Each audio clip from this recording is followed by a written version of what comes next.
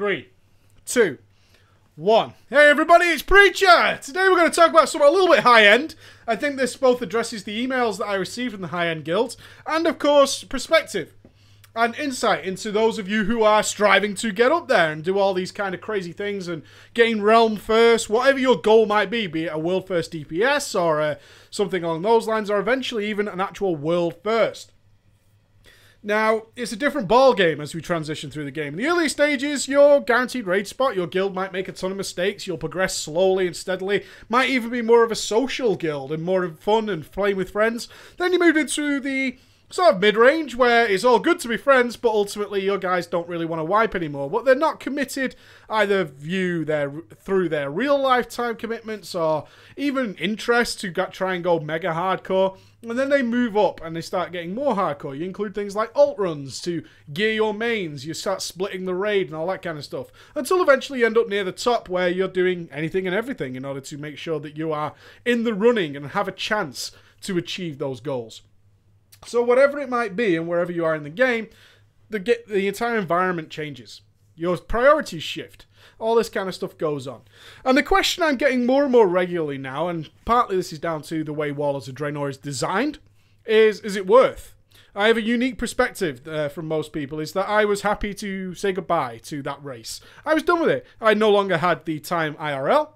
I became older, I had kids, that kind of stuff, and frankly, I had other things to pursue. Ironically, that was a career that started with World of Warcraft, and I was ready to say, you know what, I'm more prepared and get more joy from dedicating my time to other pursuits through the game, rather than chasing sort of getting world first and all that kind of stuff, and took a step back. Joined a guild that was happily progressing and allows very sort of casual raiding. I'm more than happy with that. That's where I want to be, to get my joy out of the game while I can still pursue the other things that are important to me. And more people are asking me that. In fact, more people in Warlords of Draenor have asked me that than ever before, so it's time we addressed it. So what are the issues these guys are having? Alt raiding, first of all. Alt raiding has become a must.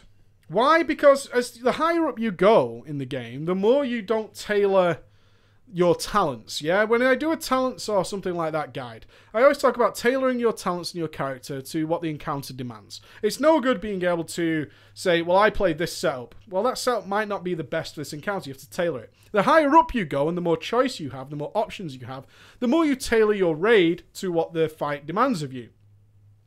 If some classes are particularly strong in certain areas and that fight demands that strong characters make that fight easier and it's going to be more successful if we use that comp, then you're going to get benched regardless of how good you are unless you have alts that can step into that role and fulfill it. Yes, we've seen things in the past such as Cataclysm when we had ridiculous amounts of druids by Paragon. In WoD, it's Moonkins. A lot of people are starting to stack Moonkins for various fights because they are very, very powerful. And the way things are set out at the moment with certain encounters gives a nice little niche for Moonkins. Not only do they bring things like immense raid speed via Stampeding Roar, but they also give a very, very large AoE for the constantly spread out adds for some god knows reason in various Blackrock Foundry encounters, but also just generally very strong single target as well. That means that they're a very, very powerful class, and people are starting to stack them. Now, the question of is it worth? The problem arises, as we haven't seen for a while since the Burning Crusade, in that the raid size decreased again. From 40 to 25, as we saw in TBC, and now from a simple 25 to 20. Now, put yourself in the position of someone who's worked their arse off via various means to reach the top end of the game. And you've joined a guild that has a chance at Realm First, has a chance at giving you that #1 spot, has maybe a chance at a World First if everything goes perfectly. All this kind of stuff. You've worked your way to get there. When the drop came from 25 to 20, you didn't want to leave, did you? Of course not. Why would you? You fought to get there. You're happy there. You started making friends there. This was where your chance came. This is where you wanted to be. And are you going to leave that? No, you're not going to give it up. So what a lot of the sort of 100 and above guilds that I'm addressing now saw is that not many people were willing to move on. They actually wanted to stick around. And we were talking about 5 little spots here. 5 measly little spots, right? There's always room for me. Is there? Some of you are starting to see maybe not. Maybe if you have a slightly weaker class this time round. Every class has its good moments and its low moments. And for some classes, it can be a low moment right now. Especially if you're trying to min-max as much as humanly possible as a guild. This then brings in the argument of, well, it doesn't really matter as long as the guild does well. This sort of mentality, and it's a mentality I carry for a long time. I don't mind sitting on the bench as long as the guild does well. That's all very well and good to a point. And this is my perspective on it. Right now, alt raiding is bigger than ever. There are many guilds out there in the top 100 who are doing 6, 5, 4 alt runs at the beginning of content in order to gear their mains. They're taking a few mains and the rest of them are alts. Now, in that scenario, everybody gets to go, right? Because normal and heroic are actually flex. So everybody gets to go. Whether you are kind of confident in getting a spot in the Mythic team is irrelevant at that point, and frankly, the guild doesn't give a shit. Of course not. Everybody gets to go. The guild will give a shit if you turn up and say you don't have an alt ready, which means you have to invest a huge amount of time making sure that your alts, sometimes 4 or 5 of them, are raid ready. Now consider how much time it takes to get a character raid ready. Even if you look at the beginning of WoD with challenge modes and all that kind of stuff. Daily stuff that needed to be done. Farming apexes for Christ's sake. All this kind of stuff needed to be done. Now you have to do that 4 or 5 times. Whoa! That's a little bit of a strain, isn't it? But the players do it. Why? Because ultimately the means should be justified. Because we will gain. We will gain that precious goal that we are chasing. Whatever it might be. So it's worth. Then it comes time to choose the Mythic team.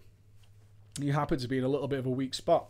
You don't get picked. Or you do get picked a couple of times, but not really for the interesting bosses. Also, we now have to factor in something that nobody ever likes to talk about. And it can rustle the boat. Don't want to do that. Don't want to tip it over. Political arguments. There aren't that many officers out there. There are some, but there aren't that many people in a position of authority who aren't going to choose themselves to be in the fight that might gain you that first. And can you blame them? No, of course not. Of course not. Let's suppose that your tank officer happens to be playing, I don't know, something that's a little bit weak. And the other tank, the off tank, is playing something like a paladin. Very powerful, wanted. And the other alt tank is a warrior, which is also very powerful. And you happen to be playing something, I don't know, like a guardian druid, which isn't as favourable just now. Do you think your main tank is going to give up his spot? No. More than likely, he's going to roll an alt and have to do it that way and add more strain to himself. Well, what if he doesn't happen to have an alt in this scenario? What if his other alts were DPSs? Why should I have more tanks? Blah, blah, blah, blah, blah. And it can address this towards DPS and more range, more casters, healers that are big on AoE, big on single target, whatever it might be. You just might not have access to that alt. And are they going to give up that position easily? Probably not. Probably not. So then a lot of people in WoD, in these top-end guilds, have ended up in this kind of weird situation where they're putting in huge, tremendous amounts of effort to essentially not be a part of the race. Now, some people say the race doesn't matter. Well, this isn't really addressed to you. This is to the guys who the race does matter. That's why they're there. That's why the joy comes from the game. A joy I experienced. When I could commit the time, when I had the will to go for it, I loved it. Absolutely loved it. And then that point comes where you don't get invited. Oh dear. But then it gets worse. Because you still have to get all your alts ready. Got to do that. You also have to be online. Accessible. Contactable. Ready to log at any moment. Because maybe the raid makes a mistake and says, you know what we need of? We need more of this class. Call him. We had him sat in his garrison for 10 hours. 8 hours. Whatever your guild might raid at launch.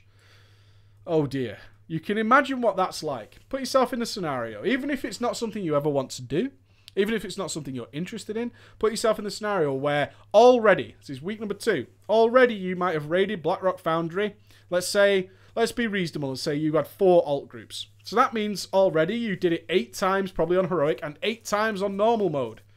Yeah, 16 times already in 2 weeks. You've done it. Put yourself in that position that you then, all the reward you got from that was to be in your garrison. Why? Nobody left. We still have 30 odd raiders to choose from for 20 spots. And some people are always going to get those spots. Doesn't matter what guild you're in, some people are always going to have a spot.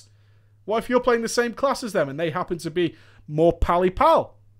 about the same skill level. Yeah, there's no difference really in skill level. There's no difference in gearing, but somebody's been there way longer, more reliable, can be trusted, is always going to be there. Who do you think is getting the spot then?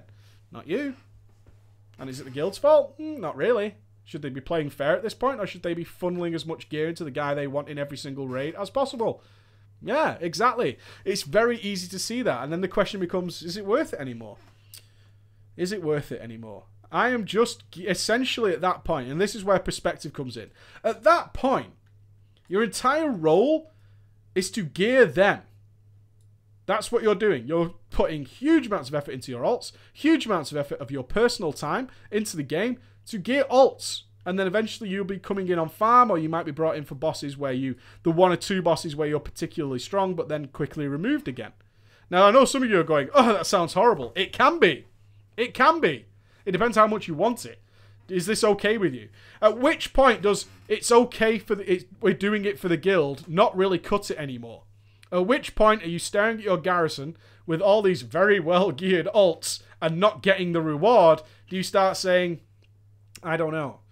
It's a very, very open-minded. It's a sort of moment of clarity when you're sat there, and this is the big moment. You're excited. You're in a top-end guild.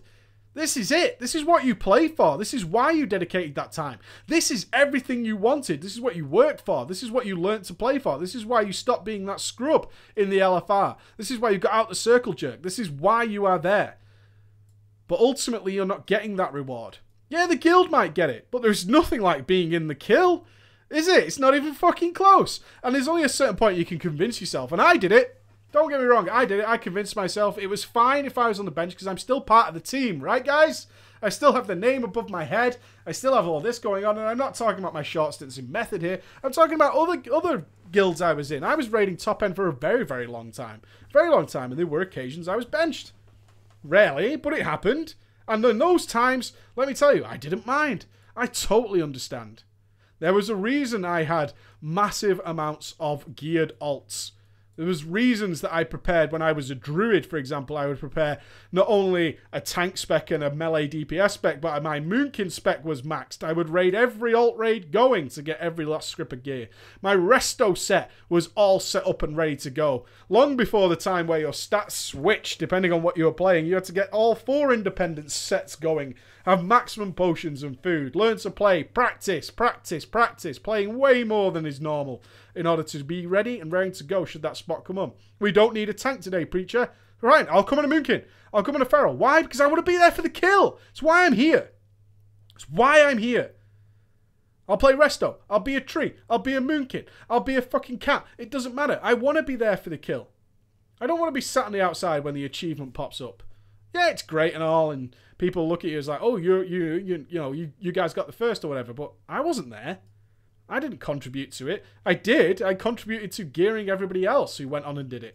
And that kind of sucks. What has really exacerbated that? It really has, because the top guilds didn't lose people that much. They lost some, of course, but didn't lose that many. Not like we saw when it went to 25-man, where we had to cut like 20 people. Of course people were going to drop out at that point. Some people had no chance. But when it's only 5? Not really. Not really. I have no simple answers for those guys who have this question. And I know some of you probably in the more relaxed guilds are probably thinking that sounds awful. But I can give you my perspective. As somebody who was able to let it go, yeah, I could say goodbye to it. I was happy with it. I was happy to help other people who had the time, who had the will and had the drive to go for it and help them get better to do it. And to hear, hey, Preacher, I'm doing fucking 4 or 5 alt runs in Blackrock Foundry this weekend. I go, great. I don't miss it at all. Is it worth? For me, I don't think so. I don't think so. If you're guaranteed to be there for the kill, yeah. But that guarantee is sometimes a little bit fleeting. Sometimes a little bit fleeting. There's only so long, and I can say from personal experience, there's only so long, yeah, but it's good for the guild, and it's a guild effort carries. If ultimately you're not taking part. It's great to be a part of that environment until it's prolonging you're not taking part. And the reason this issue has come up, and I have received more emails than normal on this, is because it's been very recently that we only just saw the end of the High Mall race, and now BlackRock Foundry started, and those same people are probably just on the alt rating it all again. Yeah, they did it for High Mall, fine. We were still working out who's going to be in the Mythic team, blah, blah, blah, blah, blah. And then we cleared it. And then we moved on to BlackRock Foundry, and it kind of happened again. I was okay to miss some of High Mall.